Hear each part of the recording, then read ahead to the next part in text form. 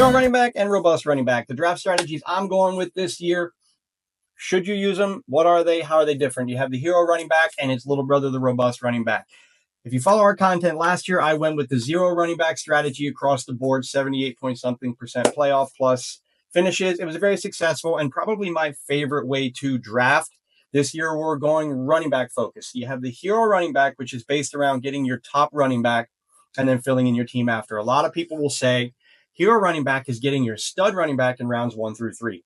Problem is, you're not getting a stud running back in rounds 1 through 3. You're going to have to do it in the first round if you really want to hit the ground running and have that stud running back. In the modern NFL, you've got maybe 5 of them, 4 plus Gentry. You got Saquon, Bijan, Henry, used to be Christian McCaffrey, not anymore, Gibbs, and then you have Gentry, who we all assume is going to be a stud running back.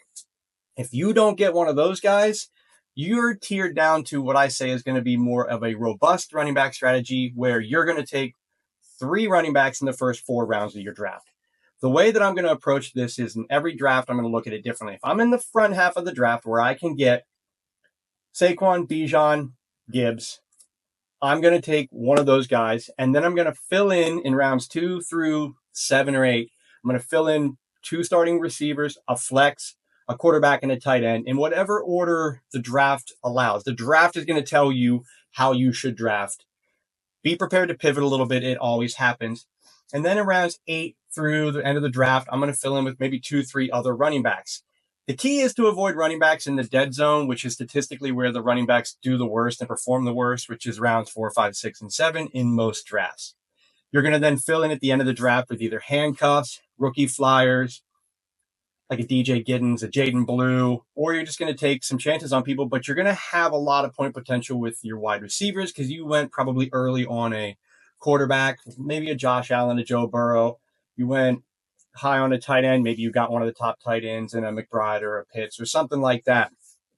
That's your hero running back. If I'm in the second half of the draft, I'm going to have to pivot to the robust running back, where that is, I'm not getting one of those guys that I consider a RB1 or a workhorse who is guaranteed the workload. I'm going to have someone who does have RB1 potential, but I'm going to get a couple of those guys and hope that one of them is the RB1. So at the end of the draft, you might get Gentry who falls down there. He's been falling to the end of the first round. Yes, everybody expects him to be on par with those guys. When he's going to Las Vegas, he's going to be a workhorse. There's no competition. He's unproven, so I'm always going to take those guys with a grain of salt.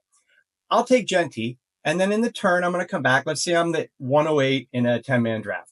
I'm going to get the 108 and the 112. So I'm going to take Gentry, and then it's going to come back around, and I'm going to pair him with, could be Derrick Henry, could be A-Chain, could be CMC, depending how your draft falls, how everybody drafts. There'd be a couple other people in that area. But I'm going to pair those two as 2 top-tier running backs. Then I'm going to go back to the start and come back to me again in the 3rd round at the 308 and then the 402. And in one of those 2 picks, I'm going to take my 3rd running back. Now, this is all going to depend on how your draft goes. So if you have someone that falls to you that you really love, like, let's say they don't know how to draft and you get, Tyreek Hill, Garrett Wilson, Malik Neighbors, someone falls to you with that, you're going to take that in the 3rd round before you hit your running back because you're going to pop back around. Like in the most recent mock I did, let's say we took Ladd McConkey, who I do think has top 5 wide receiver potential, definitely top 10. When it came back around, I had the options of Breece Hall, Kyren Williams. So you say you have Breece Hall, Ashton Gentry, Devon Achane. You have an amazing running back room. Now you're done with running back until maybe the last 1 or 2 rounds of the draft if you want to beef it up a little bit.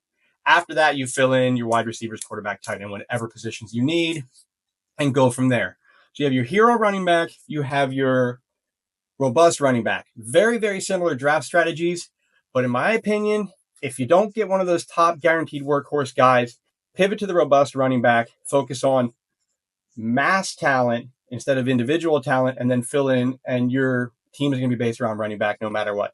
The reason I don't like the hero running back, and it scares me, is because if that hero running back gets injured, you are really praying that those late round running backs pan out. You hope that Jonathan Taylor gets hurt and DJ Giddens becomes a stud.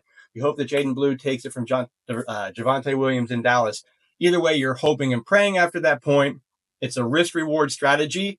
I'm going to do it this year and see how it goes. I will keep you posted. And as the season goes off season, we'll do a couple more mocks. But hero RB, robust RB, this year's strategy.